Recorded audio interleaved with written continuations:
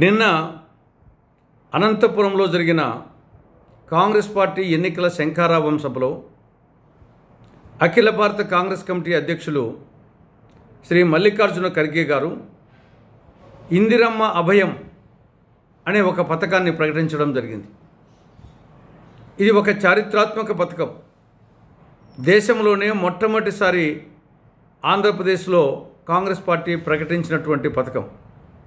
ఈ పథకం కింద ప్రతి నెల ప్రతి నిరుపేద కుటుంబానికి 5,000 రూపాయలు ఆర్థిక సహాయం చేయడం జరుగుతుంది. నెలకు 5,000 అంటే సంవత్సరానికి 60,000.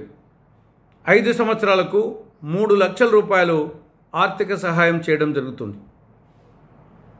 ఏ పేద కుటుంబం కూడా ఆర్థిక ఇబ్బందులకు లోను కాకూడదు అనే సదుద్దేశంతో కాంగ్రెస్ పార్టీ ఈ పథకాన్ని ప్రకటించడం జరిగింది.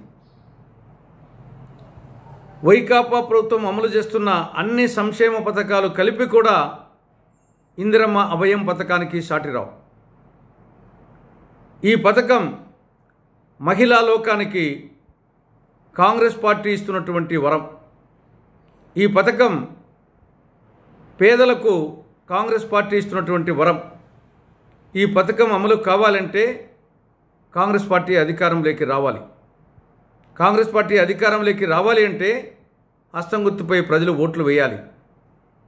కాబట్టి ఆంధ్రప్రదేశ్ రాష్ట్ర ప్రజానికానికి కాంగ్రెస్ పార్టీ విజ్ఞప్తి చేస్తూ ఉంది. రాబో సార్వత్రిక ఎన్నికల్లో మీరు హస్తం గుర్తుకు ఓటేయండి, కాంగ్రెస్ అధికారంలోకి తెప్పించండి, ఇందిరమ్మ అభయం పథకాన్ని కాంగ్రెస్ పార్టీ అమలు చేస్తుంది అని మరొక్కసారి ఆంధ్రప్రదేశ్ కాంగ్రెస్ కమిటీ రాష్ట్ర ప్రజానికానికి విజ్ఞప్తి చేస్తూ ఉంది. సమస్య లేని ఇల్లు ఉండదు, పరిష్కారం లేని సమస్య ఉండదు. బంధాలు గొప్పవి, బాధలు చిన్నవి. మీ సమస్యని మేము పరిష్కరిస్తాం. రండి, మాట్లాడుకుందాం.